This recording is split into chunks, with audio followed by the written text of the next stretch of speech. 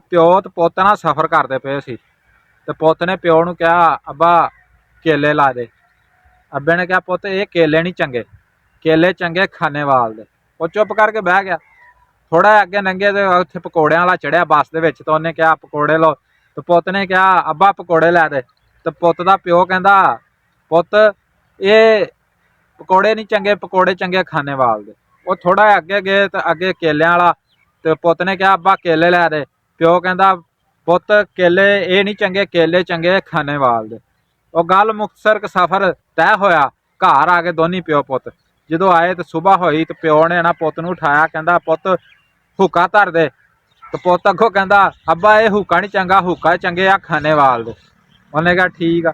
ਥੋੜੀ ਦੇਰ ਹੋਈ, ਉਹਨੇ ਕਿਹਾ ਪੁੱਤ ਸਕੂਲ ਚੱਲ, ਉੱਠ ਚੱਲ ਸਕੂਲ ਚੱਲ। ਉਹਨੇ ਕਿਹਾ ਅੱਬਾ ਇਹ ਸਕੂਲ ਨਹੀਂ ਚੰਗਾ, ਸਕੂਲ ਚੰਗੇ ਖਾਨੇਵਾਲ ਦੇ। ਥੋੜਾ ਅੱਗੇ ਟਾਈਮ ਇਹ ਲੰਘਿਆ, ਲੰਘਣ ਤੋਂ ਬਾਅਦ ਪਿਓ ਨੇ ਕਿਹਾ ਪੁੱਤ ਮੈਂ ਤੇਰਾ ਅੱਬਾ, ਮੇਰੀ ਗੱਲ ਮੰਨ, ਚੱਲ ਸਕੂਲ ਚੱਲ। ਉਹਨੇ ਕਿਹਾ ਅੱਬਾ ਤੂੰ ਅੱਬਾ ਨਹੀਂ ਚੰਗਾ, ਅੱਬੇ ਚੰਗੇ ਆ ਖਾਨੇਵਾਲ ਦੇ। ਤੇ ਕੰਜੂਸੀ ਜਿਹੜੀ ਹੁੰਦੀ ਆ ਨਾ ਇਹ ਲਾਲ ਨੂੰ ਖੜਿਆ ਕਰ ਦਿੰਦੀ ਹੈ, ਤੇ ਇਹ ਤੋਂ ਬਚਿਆ ਕਰੋ।